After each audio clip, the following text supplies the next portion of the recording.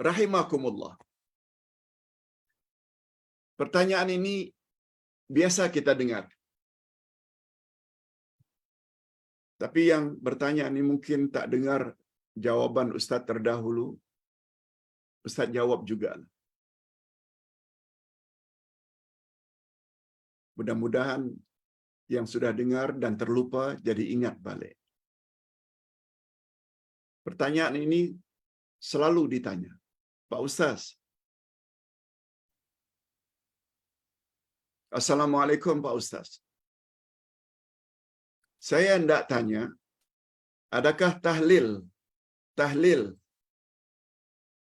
yang kita buat untuk si mati sampai kepada roh mereka?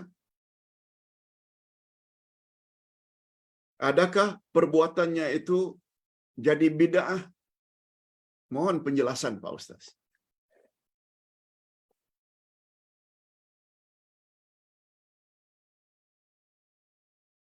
Ustaz perlu jawab dengan jelas beserta dalil-dalilnya. Allah Subhanahu wa taala berfirman,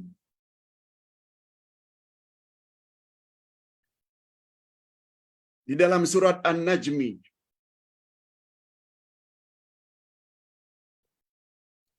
ayat yang ke-38 dan 39. Alla taziru waziratun wizra ukhra.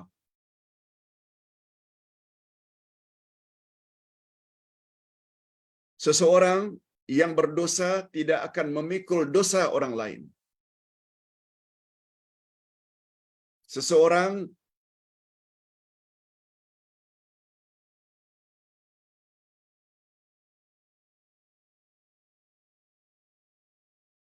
yang berdosa tidak akan memikul dosa orang yang lain.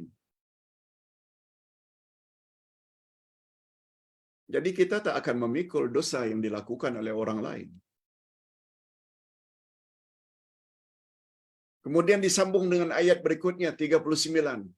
Wa alaisa lil insan illa ma sa'a. Manusia tidak mendapat pahala kecuali apa yang diusahakannya sendiri. Ringkasnya,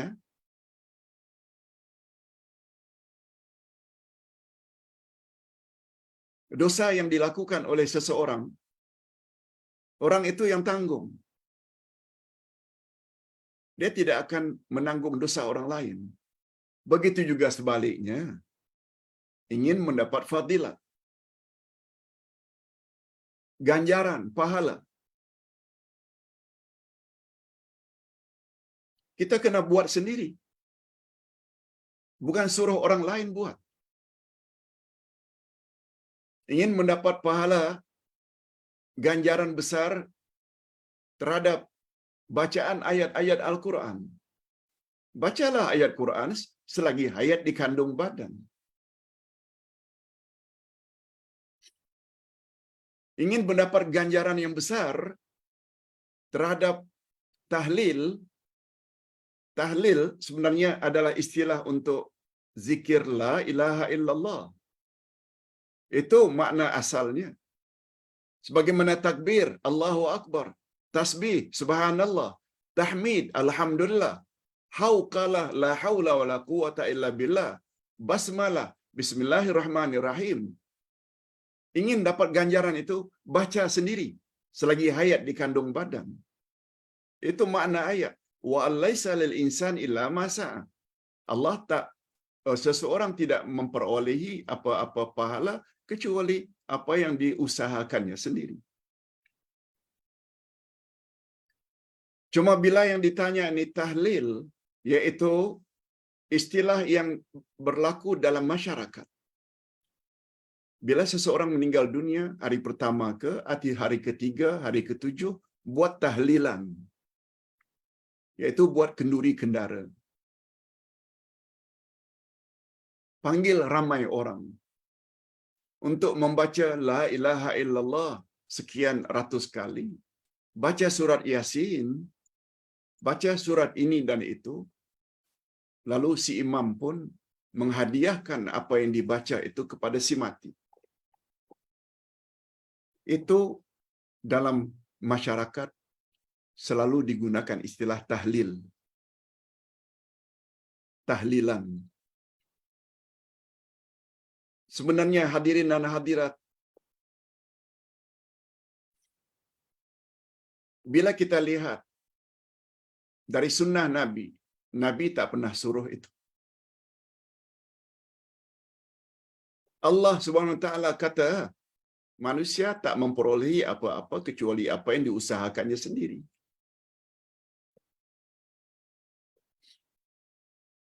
Namun demikian, jawaban lengkapnya juga terdapat dalil-dalil yang mengatakan amalan orang lain itu boleh mendatangkan manfaat kepada orang lain. Apa dia contoh, Pak Ustaz?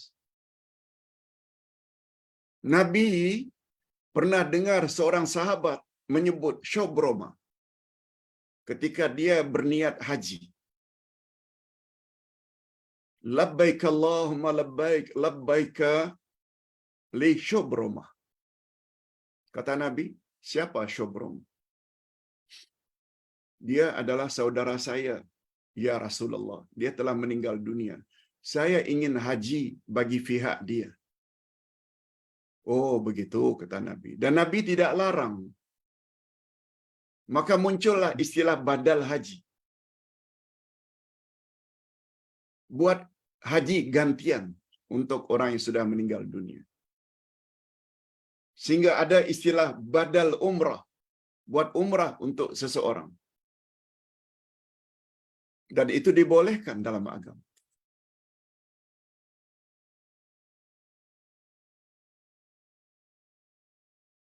Seperti seorang anak gadis datang pada Rasul bertanya, "Ya Rasulullah, ibu saya meninggal dunia. Sebelum dia meninggal, dia tidak dapat berkata-kata. Tapi saya yakin, kalau dia boleh berkata-kata sebelum meninggal, dia akan minta agar saya sedekahkan sesuatu untuk dia. Kalau saya bersedekah, dia dapat tak ganjarannya, ya Rasulullah?" Nabi jawab, "Bersedekahlah nak. Ibumu akan dapat ganjaran sedekahmu dan kamu juga akan dapat pahala ganjaran sedekah." Nah, ini dalam bab anak. Sebab Nabi SAW bersabda, "Inna waladahu min sa'yi." Anak adalah usahanya. Maksudnya, anak adalah usaha ibu bapa. Laki-laki wanita berkenalan dulu, kemudian akhirnya kawin, akhirnya bercampur dan dapat anak, lalu anak tersebut diberi makan, minum, pakaian, tempat pendidikan. Betul tak anak itu adalah hasil usaha si ibu dan si bapa? Oleh sebab itu, apa saja amalan anak, amal-amal saleh, diterima oleh ibu bapa sebagaimana sabda Nabi, hadis sahih riwayat Imam Muslim. "Idza mata banu Adam inqata'a amalahu illa min thalath." Bila mati anak cucu Adam, yaitu manusia, semuanya terputus kecuali 3. Sedekah jariah, ilmu yang dapat diambil manfaat, yang disebarkan. Dan yang ketiga, anak saleh yang mendoakan ibu bapanya. Yang ini terus menerus. Rumah anak yatim, masjid, surau yang kita bina. Selagi masjid surau tersebut aktif dengan salat berjamaah dan majlis ilmu, kita yang menyumbang terus akan dapat ganjaran. Itu namanya sedekah jariah. Ilmu yang dapat dimanfaatkan, lalu disampaikan, lalu ditulis jadi buku. Selagi buku itu diamalkan oleh orang lain, yang punya ilmu layak mendapat ganjaran. Sebagaimana sabda Nabi, apabila kamu memberi hidayah pada seseorang, menjelaskan ilmu, lalu orang yang kau jelaskan itu ikuti. Kamu yang menyampaikan ilmu dapat ganjaran sama dengan ganjaran orang yang melaksanakan suruhanmu itu dengan tidak dikurangi sedikit pun. Itu kalau seorang dua. Macam mana kalau 10,000? Macam mana kalau ratusan ribu orang yang ikut ajaran kebenaran yang kita sampaikan? Kita juga akan dapat ganjaran. Lagi-lagi anak saleh. Anak saleh, sebab Nabi SAW sebut, waladun salihun, anak yang melakukan amal saleh. Ini maknanya, kalau anak melakukan kejahatan, ibu bapa tak terima. Ibu bapa tidak akan dibebankan dengan dosa.